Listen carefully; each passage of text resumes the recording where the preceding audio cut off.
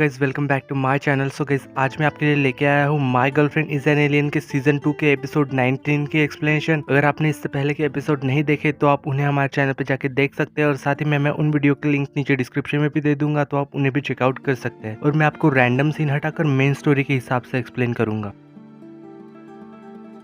तो अब तक की स्टोरी ये थी कि फैंग जाओशी को एक डेट पे लेके आया था और साथ ही में उसने उसके लिए एक सरप्राइज भी प्लान किया हुआ था। यह फैंग से कह रहा था कि तुम आजकल कुछ ज्यादा ही हार्ड वर्क कर रही हो, इसलिए मैं तुम्हें सरप्राइज देना चाहता था। जैसे ही काम खत्म हो जाए तो हम एक वर्ल्ड टूर पे चलेंगे, तो फिर तुम जितने चाहे मर्जी उतने फ्राइड चिकन खा लेना। यहाँ पे जाओशी तो ये सोच के दुखी हो रही थी कि वो तो कुछ दिनों में यहाँ से चली जाएगी और यहाँ फैंग तो उस साथ फ्यूचर प्लान कर रहा है, इसलिए वो काफी अपसेट थी, इसलिए वो उसे हक कर लेती है। फिर यहाँ हमें नेक्स्ट सीन में ज़ैबी को दिखाया जाता है, जहाँ पे ज़ैबी जाओशी से कह रही थी कि देखो अभी भी टर्टल शेल मेरे पीठ से गायब नहीं हुआ और मेरे सिस्टम में शायद कोई खराबी आ गई है, इसलिए यहाँ पे देखिए हार्ट दिखाई दे रहा है और शायद इसी की वजह से मुझे ह्यूमन बनने में ज्यादा टाइम लग रहा है और शायद इस वजह से मेरा सिस्टम ठीक से काम भी नहीं कर रहा है और शायद सिर्फ लव की ही बातें किए जा रहा है और मैं कुछ भी सर्च भी नहीं कर पा रही। यहाँ पे ज़ैबी जाओशी से कह रही थी कि मैं तुम्हारी कुछ भी हेल्प नहीं कर पा रही, लेकिन यहाँ पे जाओशी कहती है कि अरे तुम इसकी चिंता मत करो, तुम थोड़ा रेस्ट करो, उसके बाद तुम ठीक हो जाओगी। यहाँ पे जाओशी कह रही थी कि चलो मैं तुम्हें बाद में कैंडी के पास लेके चलूंगी तो शायद वो तुम्हें ठीक कर दे। तभी यहाँ पे ज़ैबी को मिस चाय की बात याद आती है, तो कैसे अगर लोग यहाँ पे लव में होते हैं तो उन्हें कैसे कैसी फीलिंग्स होती है, इसलिए यहाँ पे ज़ैबी डर जाती है और वो जाओशी से कहती है कि नहीं कोई बात नहीं, मुझे कैंडी के पास नहीं जाना, मैं अपने आप ही ठीक हो जाऊंगी कुछ दिनों में। यहाँ पे जाओशी ज़ैबी से कहती है कि क्यों ना हम थोड़ा टाइम डिले कर दे, क्योंकि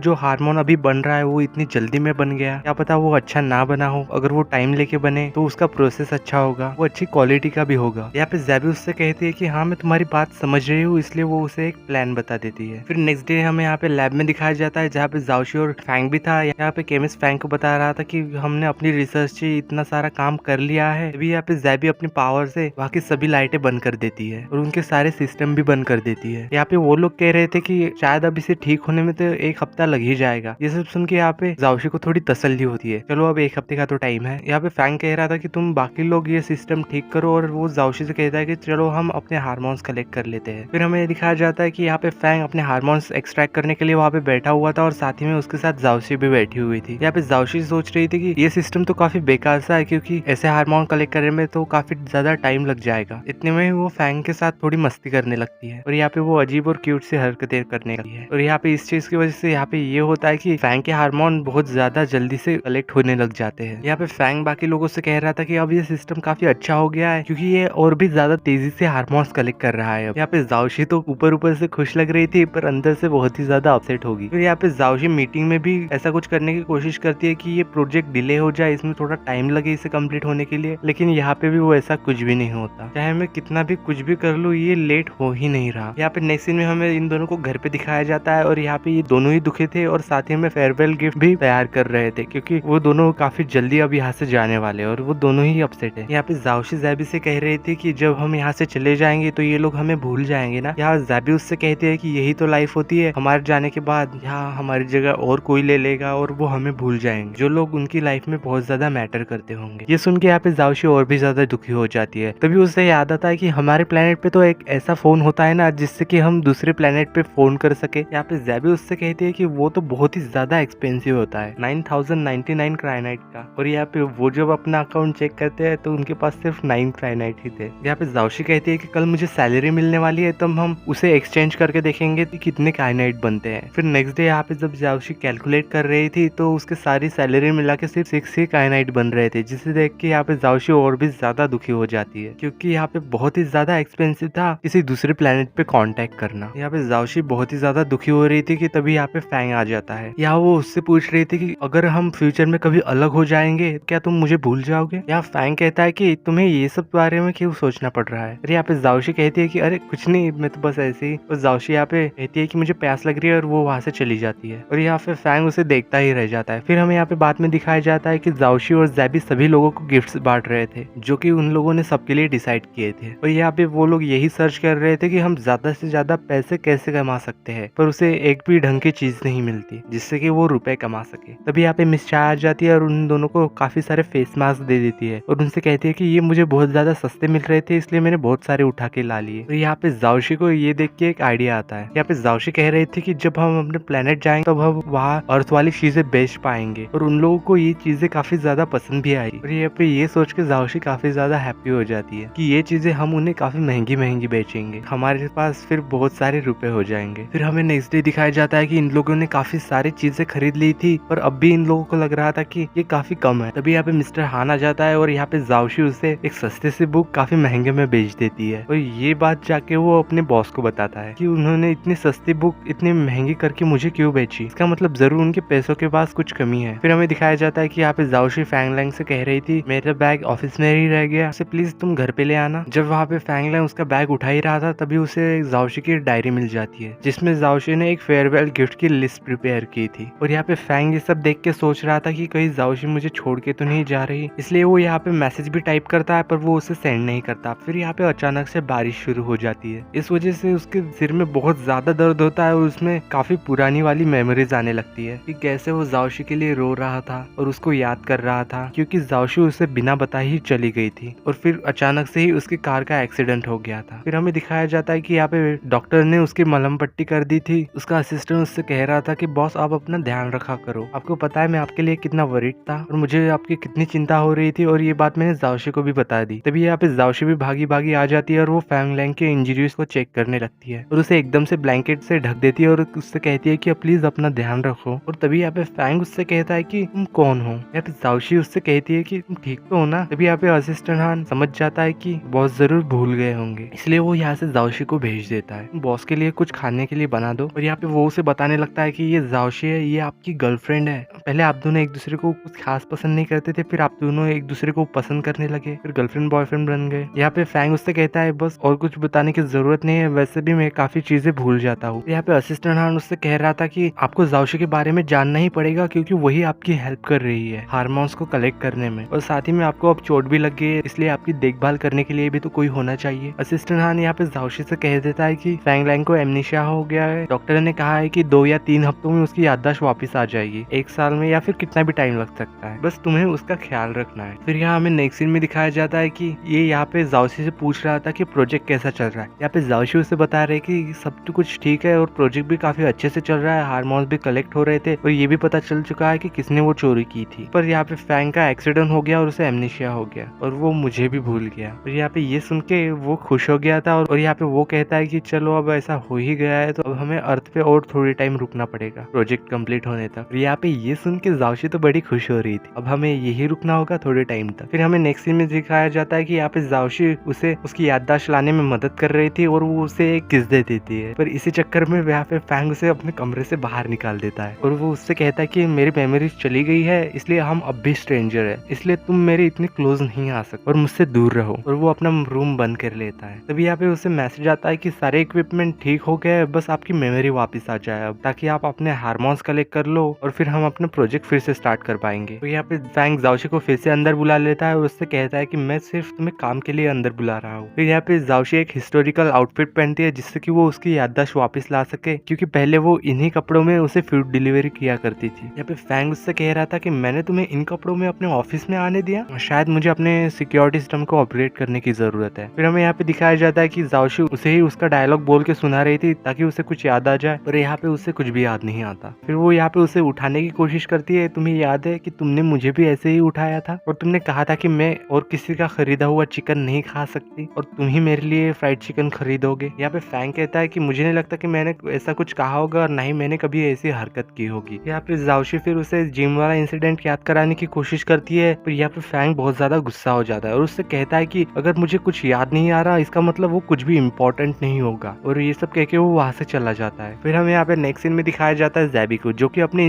सिस्टम में एक वायरस इंस्टॉल कर रही थी ताकि वो इस हार्डशिप वाले चीज को यहाँ से डिलीट कर सके। फिर यहाँ पे वो चीज हो नहीं पाती और यहाँ पे हमें जाओशी को दिखाया जाता है जो कि यहाँ पे काफी दुखी हो गई थी। यहाँ पे ज़ैबी उसे कह रही थी कि तुम्हें इतना ज्यादा दुखी होने की क्या जरूरत है, क्योंकि तुमने तो सिर्फ मिशन के लिए ही उसे अपना बॉयफ्रेंड बनाया था, तो फिर अपसेट होने की जरूरत ही क्या है। और यहाँ जाओशी भी यही सोच रही थी कि हाँ मैं अपसेट क्यों। यहाँ पे ज़ैबी उससे कहती है कि तुम उसके लिए कुछ खाना बनाओ ताकि शायद इसकी वजह से उसकी मेमोरी में कुछ क्लिक हो सके, ताकि उसे कुछ याद आ जाए। फिर नेक्स्ट सीन में हमें यहाँ पे दिखाया जाता है कि जाओशी फैंग के लिए काफी सारा खाना बना रही थी और वो खाना बना ही रही थी कि उसमें से थोड़ा खाना जल जाता है, जिससे वहाँ पे पे काफी धुआं हो जाता है। यहाँ पे फैंगलैंग भी आ चुका था और वो ये सब ठीक कर लेता है। और यहाँ पे वो उससे कह रहा था कि एक बार किचन जलाना ठीक नहीं था कि तुम फिर से खाना बनाने लगी हो, अगर नहीं आता है तो फिर कोशिश मत करो। यहाँ पे जाओशी थोड़ी देर सोचने के बाद उससे कहते हैं कि तुम्हें कैसे पता हमें खाना बनाना नहीं आता। यहाँ पे फैंग कहता है कि यहाँ की हालत देख के कोई भी बता सकता है कि तुम्हें खाना बनाना नहीं आता क्योंकि सभी खाना जल चुका है। यहाँ पे जाओशी उससे कह रही थी कि तुम्हें कैसे पता चला कि इससे पहले मैंने किचन में खाना जलाया था। यहाँ पे फैंग उससे कहता है कि असिस्टेंट हान ने मुझे बताया था। यहाँ पे जाओशी असिस्टेंट हान को मैसेज करती है, उसके रिप्लाई भी आता है, पर यहाँ पे जाओशी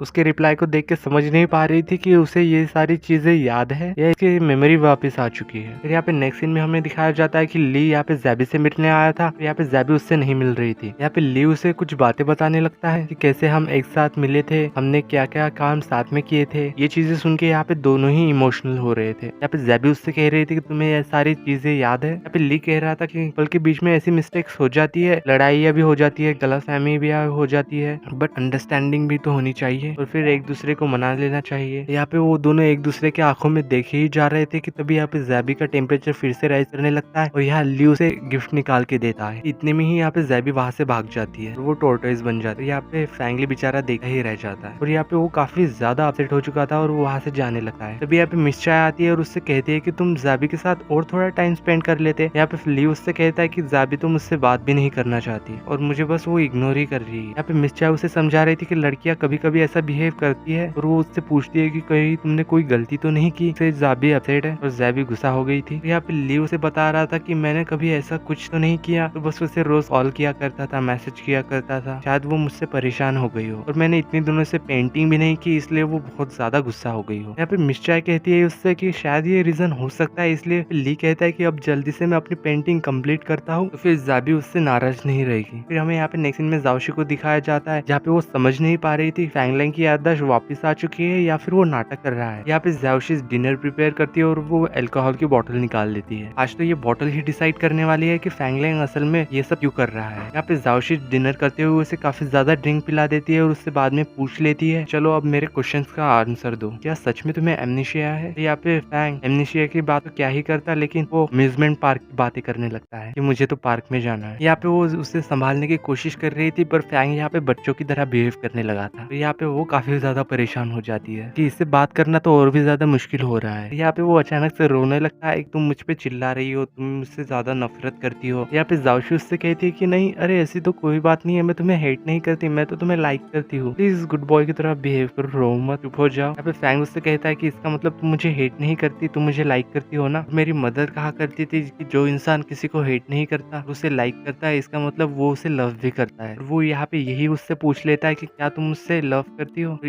इसी सीन के साथ एपिसोड 19 की एंडिंग होती है। तो ये तक था my girlfriend is an alien के सीजन 2 के एपिसोड 19 की एक्सप्लेनेशन। इससे आगे क्या हुआ वो आपको 20 एपिसोड में पता चलेगा। अगर आप चाहते हैं कि मैं इस सीजन के एपिसोड 20 के भी एक्सप्लेनेशन वीडियो बनाऊं तो आप मुझे कमेंट करके बता सकते हैं और साथ ही में किसी और ड्रामास के लिए सजेस्ट भी कर सकते हैं। ये तक था my girlfriend is an alien के 19 एपिसोड की एक्सप्लेनेशन, एपिसोड 20 और ऐसी ही ड्रामास के एक्सप्लेनेशन वीडियोस के लिए आप हमारे चैनल इंकहार्ट को सब्सक्राइब कर सकते हैं। अगर वीडियो अच्छी लगी हो तो लाइक द वीडियो। तो चलिए मिलते हैं ऐसे किसी और इंटरेस्टिंग स्टोरीज के साथ, तब तक के लिए peace out and thanks for watching.